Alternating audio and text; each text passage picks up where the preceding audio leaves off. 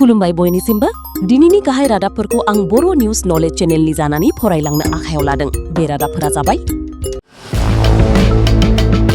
Cristiano रनाल्डोआ थि खालामबाय दि बिथाङा फिन मोनसेबो फिफा वर्ल्ड कापआव गेलेबावला मानोना राउन्ड अफ 16 आव 1-0 गलजों स्पेननि खाथियाव पर्तुगाला जेननानै इंगार जाबाय।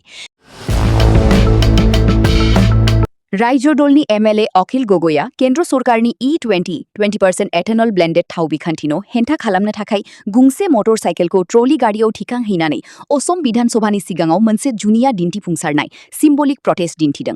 बाइक हेंथा दिन्थिनायनि गुवार खौरां। जाथाय असम विधानसभानि बाजेट सेसननि नैथि दिनाव शिबसागरनि एमएलए अखिल गगैआ बुङो दि बियो खेब्रै खेबथाम किक मारिनानैबो बिनि मटर साइकेला एबा बाइकआ जागायनो एबा स्टार्ट जायाखैसै।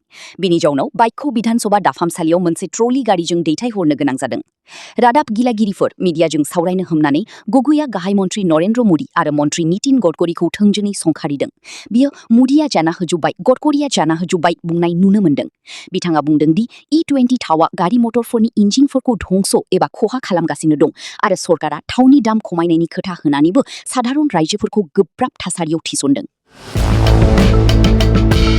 16थि आसाम विधानसभायारि बाजेट सेसना समबार 6 जुलाइ 2026 निफ्राय जागायजेन्दोंमोन।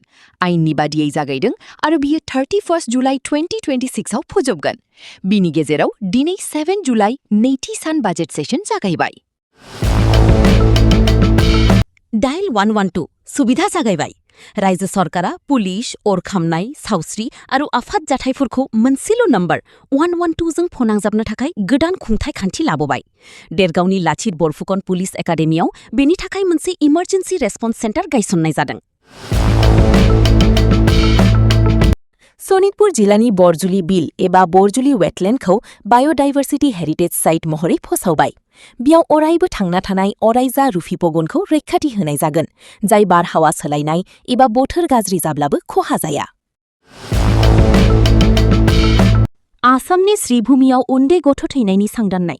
श्रीभूमि जिल्लायाव थांनाय 3 दानाव सा 49 उन्दै गथ'फोर निउबर्न्स थैनायनि जाहोनखौ सांदांनो थाखाय आसामनि सावस्रि बिफाना हेल्थ डिपार्टमेन्ट मोनसे बिजिरनाय हान्जा थि खालामबाय। बराक बेलीनि सावस्रि सुबिदाफोरखौ बेयाव नायबिजिरनाय जागोन। जम्मु आरो काश्मीरनि डोडा जिल्लानि सायाव थानाय धात्री सहराव मंगलबार एबा दिनै 7 जुलाइ 2026 अखा हानायनि जाहोनाव गिख्रंथाव हा दैबाना फ्लाश फ्लाड्स जादों। बे हा दैबानायाव धात्री सहरनि गोबां नगरारिफोरनि न'बां, दखान आरो गारिफोरा गाज्रियै खहा जादों। दै आरो बाला हाजों लोगोसे बुंफबनाय जाहोनाव गासै 6 थामहिनबा 700 जथाय गारिफोरा हा सिङाव गोदोनानै थादों। गोबां न'बां आरो दखानफोरनि सिङाव बाला आरो हा एंगारनानै थांनायनि जाहोनाव बेफोर बायफ्लेदों।